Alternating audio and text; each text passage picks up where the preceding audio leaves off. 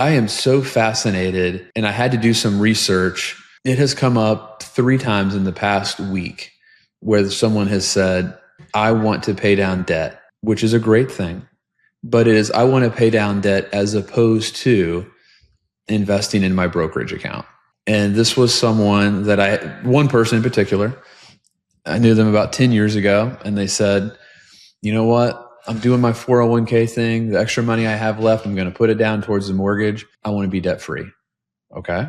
5 years later, buys a new house. Man, I got to get this debt paid off. I'm going to put down more on the mortgage. Okay. Fast forward to today, another new house. Man, I got to get this mortgage paid off. All that extra money is going to the mortgage. All right. Now he's mid 40s. He has no money in his brokerage account, none. And all of the money is in qualified accounts. So he was so focused on paying off the debt, he never started building that critically important third bucket of money, the brokerage account. I just think it's the wrong way to go about it. Your house, theoretically, while not a guarantee, it will appreciate naturally, even if it's at the rate of inflation, which is basically what the Case-Shiller real estate index says, that over time your home will appreciate at a level of inflation. If you do nothing more than make a principal and interest payment, your principal balance goes down and the value of your home appreciates. You get delta in that equity every single year, theoretically, even though appreciation of a home is not linear. But people get so fixated on making those extra payments towards a mortgage, and I think of it's a mirage in the desert. You never really you feel broke. You feel broke forever. You have no liquidity because you've built all of your equity in 2 places, a 401k you can't touch and a home that you're trying to pay down, and you're living paycheck to paycheck. And when I look at the people who have really made it in their 40s and they've gone out and started a business, they advance in their careers and they're doing jobs that are paying high 6 figures, low 7 figures, they have all figured out how to save outside of retirement accounts. But I'm all for paying down debt. I think that's a great thing. But I think you have to make sure, it's kind of like you got to put your oxygen mask on first. You've got to save and invest an appropriate amount first before you start paying down your mortgage debt. Now, if it's credit card debt, student loan debt with a high interest rate, that's a different deal. But mortgage, I am not in a hurry to pay off a mortgage. I think that's a critical mistake. Do folks fight you back on this? Some. The good thing is you start going through this process. Hey, we've been taking notes, right? We're 3 years in, we're 5 years in. You've made no real progress. You're just swapping equity in one home for an equity in another home. You've built no liquidity, and now you're closer to retirement, and all your money is in your 401k.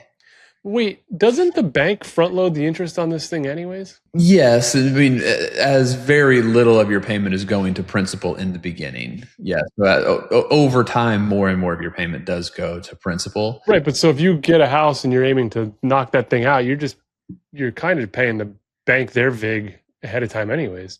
Correct. And I have no problem with people, making extra mortgage payments and things like that. But I think we have to identify what's critically important to our family's future. And we have got to build a portfolio that can outpace inflation for a foreseeable period of time. That's how you're going to become financially independent. That's where you're going to give your family a chance to create intergenerational wealth, to create an endowing stream of income you can't outlive. I don't think that most people of our generation are ever going to become mortgage free. I just don't see it. I think we're going to continue swapping houses. And I actually did some research. The average tenure of a home in the United States is 8.24 years right now. So on average, someone is only living in a home for 8 years. When you look at the Henrys, who they identified as people earning more than $250,000 a year, they have statistics there showing that they're moving every 5 to 7 years. And man, I feel that. I'm coming up on 20 years of marriage. This is our 6th house that we've lived in 20 years. Hopefully this is our last one, which I've said about the last 5. More on the Henrys. Do you have more on that group? Changing jobs on average every 3 to 5 years, changing houses every 5 to 7. And then the national average of home ownership is 8 years, which is probably really skewed based upon our parents' generation who are owning their homes for 20 plus years in many cases. There's just a lot of movement in homes. And I also think a lot of people are better off financially to rent than own. And I do think we unfairly demonize renters as sometimes less than homeowners.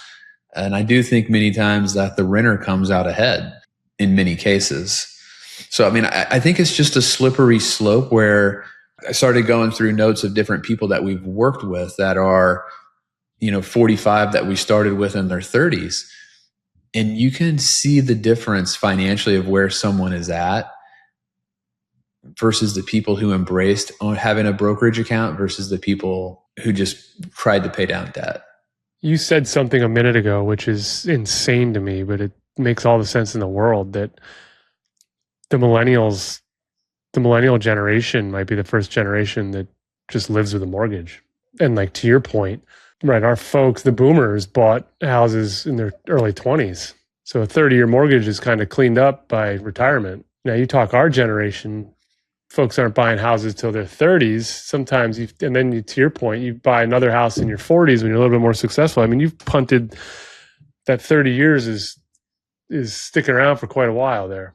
Until my parents were 75 years old, they never had a mortgage.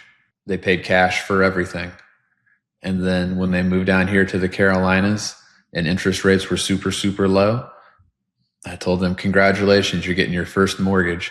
And you're trying to talk my parents into getting a mortgage for the first time in their life in their 70s. That was not an easy deal. But I was like, listen, you can invest this money and earn a higher long-term rate of return than you can borrow the money for. Like, mathematically, it's going to make sense to borrow the most amount of money the bank will give you at approximately 2% and try to earn some sort of trend line return and let your investment portfolio make your mortgage payment for you. And so far it's worked out really, really well. And they're really happy that that's the thing that we did. But I do think that we're in a generation that may never not have a mortgage. Now, will our generation continue moving every 5 to 7 years? Probably not. That will probably slow down. But as you move up the corporate ladder, as you try to move into the right school zone and stuff like that, you're always really aggressively moving to try to, posture to get your kids in the best school system and the right spots. And then you probably hit a level where that plateaus off, or maybe you downsize a little bit once the kids are out of college. But I just think it makes a whole lot more sense to let the natural market work its advantage to give you the equity that you need in the housing market. Like, some of the people who are retired that we've worked with, we've had them not make extra mortgage payments. The appreciation of the home, with the fact that their principal balance is going down, when they retired, they just sold their primary residence, took the delta, and that was their budget to go buy a new place. And now they're in retirement debt free. So I don't know why we're in such a hurry to get debt free when we could be saving and investing and building some options. Those are the people who can take risks and do a job change where there's a high reward possibility. Those are the people who are going to be able to start a business. It's really hard to go out and start a business and do something that you're passionate about if you have no wiggle room in your life. If all your money is in your house and in your 401k, yeah, there's options, but they may not be as good of options. We've talked so much about the brokerage account and the flexibility and all the things over the last 10 episodes. It's got me thinking of this meta kind of theory with it. What's the real reason for the 6-figure liquid brokerage account? And I'll lead you to water here with what I'm thinking. Yes, you want the optionality to do things that you may want to do in life at some point.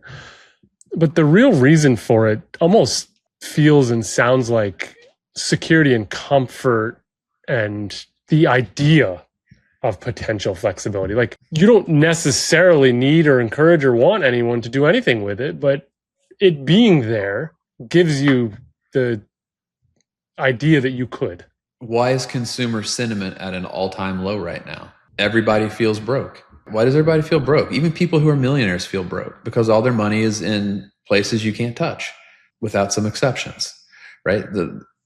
You got millionaires all around us who have their money in a 401k that has limited access, in a home that has limited access, and they feel broke. Having the money that feels accessible gives you the confidence to go out and do things you otherwise wouldn't do, even if you never touched it. It's the security blanket, right? It's knowing that Michael Jordan's on your team if you need the big shot. Tony Kukoc was a great player. I'm sure Tony Kukoc had a lot less pressure on him knowing that Michael Jordan was his teammate. It is the ultimate security blanket to know you have access to that. And most people I found haven't needed the access to it, but it has given them the comfort to take the leap of faith, to make big moves when the opportunities presented themselves. Like, there's only so many times in life you're going to get the opportunity to make a big move. And you're either going to take the shot or you're not.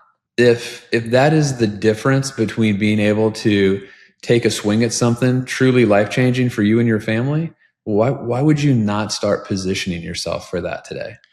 I'm starting to see a lot of content from the young 50s crowd into towards 60s. So it's still spry, still working, but very successful, right? Like, they're making the peak dollars. And it has me like, I'm seeing what they've done. They've built these kind of oases for their children because they want their high school kids and college kids to come hang out back at home. And then the goal is obviously to get them as adult children and the grandkids to come hang out, right? Get them as close to, we've all seen that chart where it's like you spend the most time with your kids in your 30s and it just starts going downhill from there. It's like almost they're trying to reverse engineer that and recapture a lot of what we didn't experience growing up. I wrote a note coming into this conversation, thinking longer term, I am planning like crazy to create an environment for my kids and grandkids to want to hang. And part of what you bring up with this brokerage account and liquidity and optionality, boy, it sounds like it goes hand in hand with that. Are you seeing what I'm seeing? That's a great question, man. And I think about that too. Did you have a place like that as a kid in your family? Did your folks have a place, or your grandparents? Was that part of like growing up for you? I was always jealous of the families that you went to that did, or I had an uncle who had a place like that, like where it was the home base for the kids and it was nice. Like, everyone wanted to be there. I was always jealous of that. And I'm seeing it now. I think social obviously brings it front and center, but you've said, the generations since the boomers are just, boomers are just more successful and there's more money. The coolest family thing I've ever experienced was my wife's grandparents, who are both retired teachers, probably 20 grandkids at the peak of they're doing their thing. At Christmas, everybody came to their house. And my wife's grandmother loved Christmas, and she got everybody tons of presents. They were not nice presents, but it was volume. It was floor to ceiling presents. And it was literally, there was no spot in that house. 10-foot ceilings. It was a 2-bedroom condo in Bloomington, Indiana. It was 1,100 square foot max. 35 people, floor to ceiling presents, tradition. It was the jam on Christmas. Nothing better. Opened the presents. They didn't know it. Most of the people just took their bag of presents that they got and threw it in a dumpster down the road on the way out. But it wasn't about the presents. It was about the camaraderie and spirit. Presents was just a gateway to the fun. They'd put up tables, they'd play euchre and dominoes and all that stuff, and they'd sing songs. It was just pure joy. And like that, to me, I think that was so cool, and something that probably everybody in her family will want to try to recreate for their families. which is awesome. To me, that's as good as it gets. Now, on the other hand, we have seen people who've tried to recreate that, who've made it way too hard for their kids and grandkids to be able to do it. You know, if you buy a really nice beach house that is 6 hours in a ferry away from everyone, well, don't be surprised when the kids and grandkids don't visit every weekend. You know, so that is one of the hard things as people do get more spread out, that it is hard to recreate that. You know, where Jesse grew up, everybody was really within a 2-hour radius. And if you can keep the majority of the family within a 2-hour radius, then doing something like that is so cool and so powerful. That's so spot on. My mom bought a great spot down in Southport, North Carolina. It's in a great new neighborhood with the pool and the amenities and all the things. Kids can ride the bikes. Well, guess what? That's an 8.5-hour drive from Philly.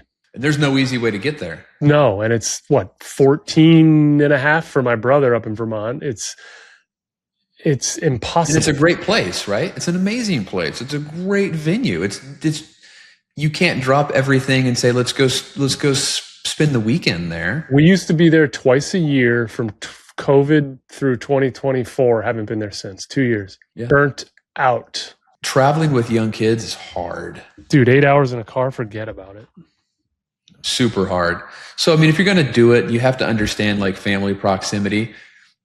I also think for the affluent retired families, instead of trying to buy something like that, my personal opinion is you do like the family meeting at Christmas a year and say, hey guys, what do you want to do this year? It's on us.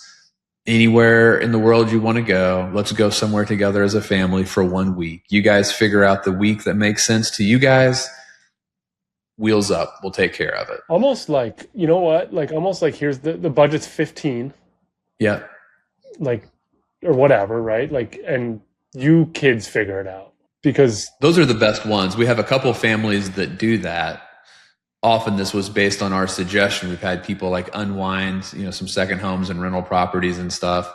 Like your kids don't want a rental property in Rock Hill, South Carolina, that's in the middle of town. Like they don't want that, you know, but they'd love to have some experiences with you today. In fairness, like the parents don't at that age, like 70, they've almost lost touch with what the kids need for the kids, what the grandkids need, right? So like my dad or whatever goes and rents a house for all of us. We spend half the time bitching about these things that they didn't get right on the rental property. Like we need 9 bedrooms, not 6. We're too tight. There's not enough showers, you know, all the things. But like you let the kids figure it out, it eliminates all that. Nick, what's the, like, speak to the 44 to 50-year-old, the 50 to 54-year-old, the 54 to 58-year-old, those 3 groups of people within the 5-year groups there, successful, cranking on all cylinders. What's the biggest mistake they're making? Is it continuing to the DIY and miss out on opportunity cost? What are they doing that you just are like, I wish you guys would have called me? Stop winging it. Actually figure out if you're on track. And it doesn't matter if you're DIYing it or you've been working with your financial advisor who was a buddy from college for 20 years, right?